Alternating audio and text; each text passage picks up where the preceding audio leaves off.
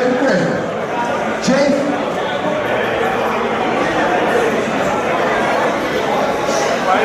Hey guys, settle down 1 minute, settle down 1 minute. Yo, in the back. Jerry Fisher in the back, settle down for a second.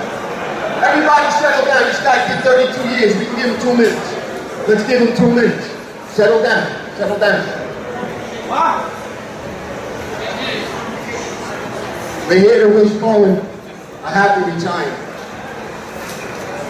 I came on the job with Bowen back in the day.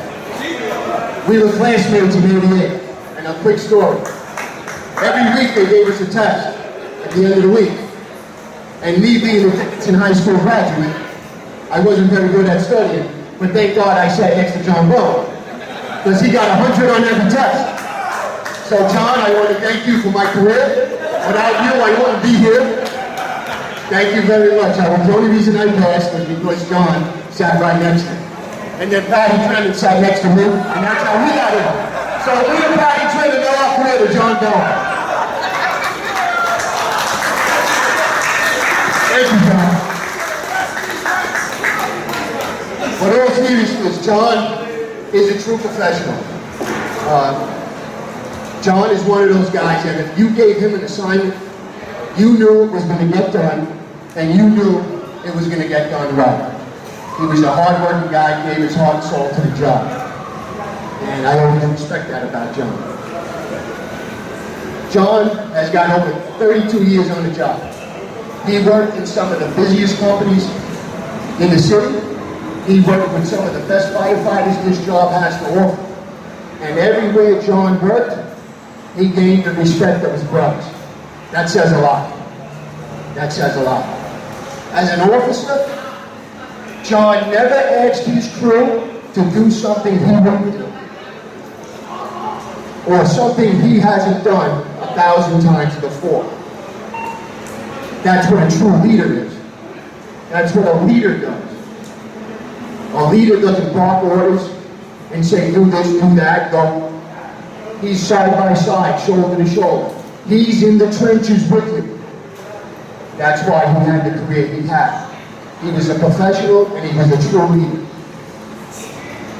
John gave his heart and soul to the job. I know. I'm friends with him. We've been friends for a long time. John's got a great attitude. He cares about this job. He cared about the department. He did. He cared. He didn't come to work with a bad attitude. He didn't walk around with an ego, thought he was somebody special. John's attitude was, I'm never going to do what's good for John. I'm going to do what's good for the job. And we need more people like that. These are the type of guys we need. John is one of those rare guys that he's leaving this job in better shape than he found it because of his hard work and dedication. Truly, we need more people like Bowen. He's got a young son on the job. Jordan's running around here somewhere. He's doing a great job. Jordan, if you're here, I hope you're listening. Jordan, where are you? There he is. Looks just like his father, too. That's exactly what John looked 32 years ago in training. Larry Jordan has the pictures to prove it. But he's got a young son on the job, Jordan. He's on D Group. He's doing a great job. And if Jordan has the career his father had, the fire department is going to be better off. John, I want to congratulate you on a great career, and we all wish you a happy retirement, my brother.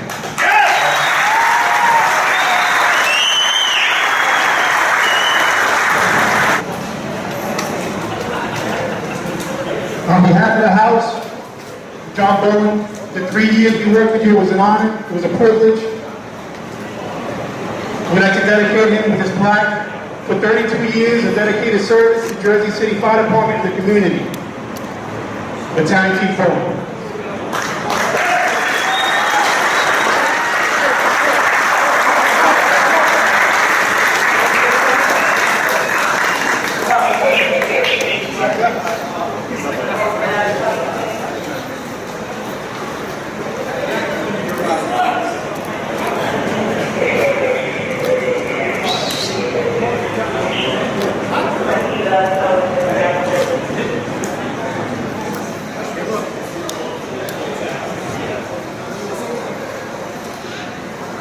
The top of the plaque was left empty so that the chief could put all his front pieces from all the companies he worked. Steve, come on out. Steve's coming out.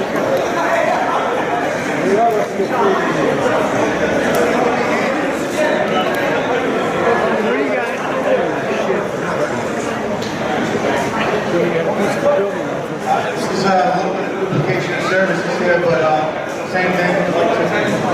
Yeah, 10, 12. 10, 12.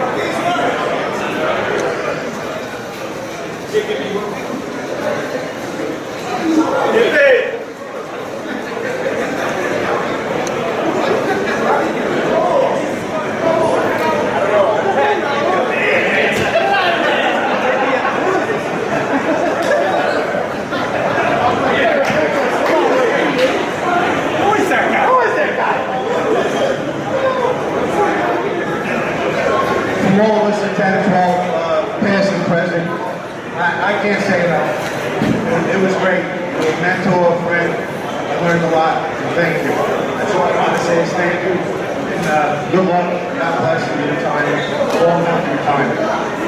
This is from us. Basically, Battalion Chief John Bowen, sir. I can't read it in my glasses.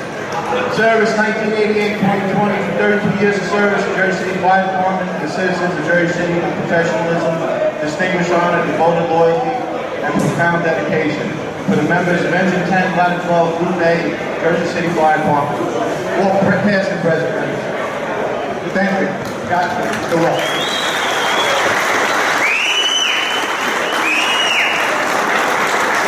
I just want to take a minute to just let you know that my time at 10 Engine and 12 Truck was the best part of my job. The best. 22 is a close.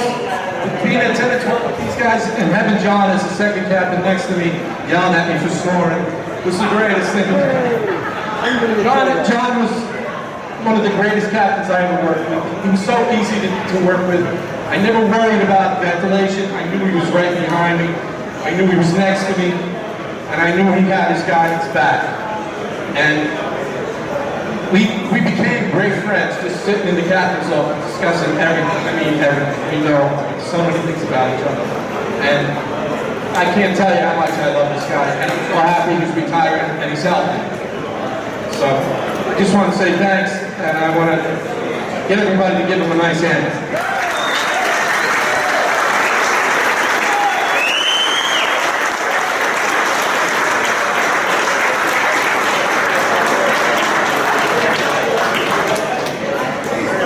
Should we make him speak? Yeah. Let's hear it. See how long this lasts. Guys, let's hear it.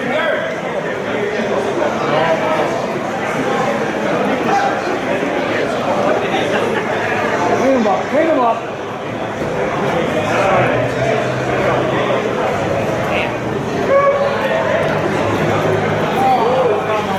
Alright, we got a few things to say. Real good, real great, pages long. Alright, I was born in 1962. Alright, anyway, I'm not as good as them. I still had notes for him, you can look at it once.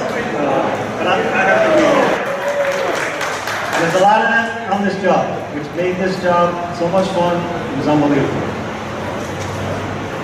Another reason that weighed heavily with me is my father had passed away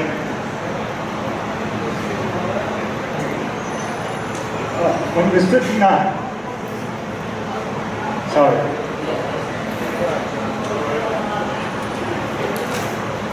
He never got to retire from the sheriff's office. So that weighed heavily on my mind. And that's another reason why I do this.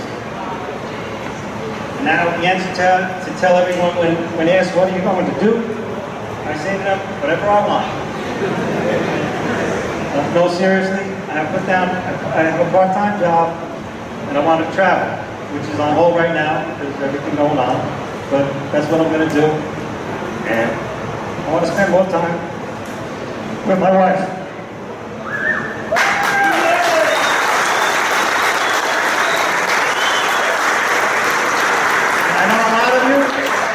Don't want to say that. I can, and I do, and I mean it.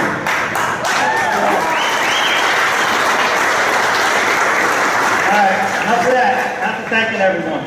Please forgive me if I don't mention your name, because this paper will be filled up if I had to name everybody, because there were so many. First, I would like to thank my best friend, Len Yurkowski, Chief Yurkowski, who told me to take this test and how to train for it. And he's always been there for me, so thank you. And then, thank you to the Class 88. We had a blast. Larry, come on, man. Larry, you can do that for me. Come here, Larry. Larry's got to say a little no. All right. The class of 87, not good as 88, because you guys messed up so much you made our class look great.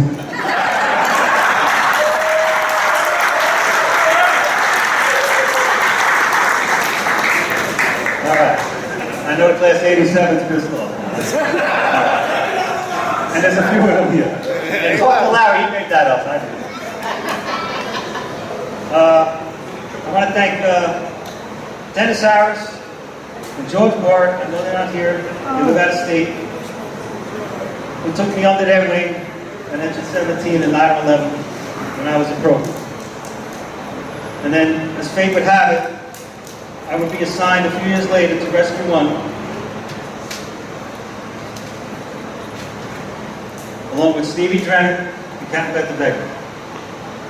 The time I spent at Rescue was where I learned the most, had the most fun, met and worked with some of the best firemen on the job. I was blessed. Nothing has come close to that since, and it's 10, 12 or closer. Even the guys that filled in or bid in after the guys that got promoted, like Tommy Zimmerman, Gene Walsh, Walter Milner, Richard Lipinski, Patty Drennan, Brian Smith, Smitty, the real Smitty. No offense, Mom.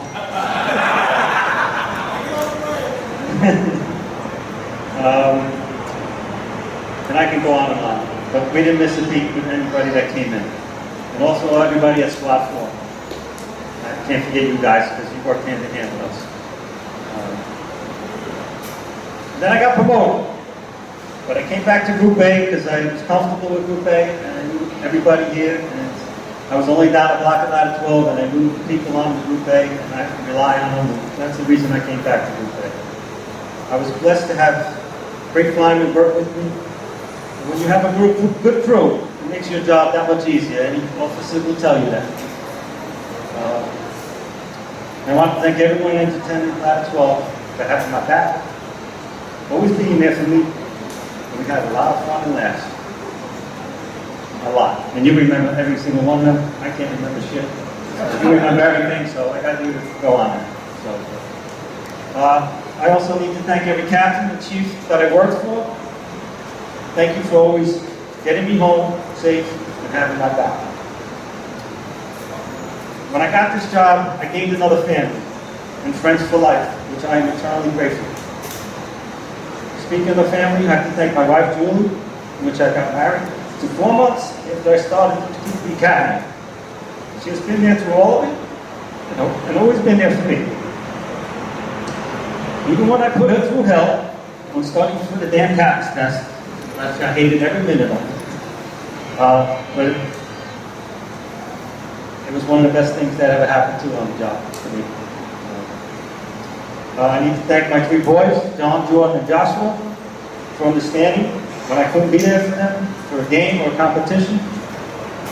And then another thing I'm blessed with is that my son Jordan just got hired, and my son John is also on the list.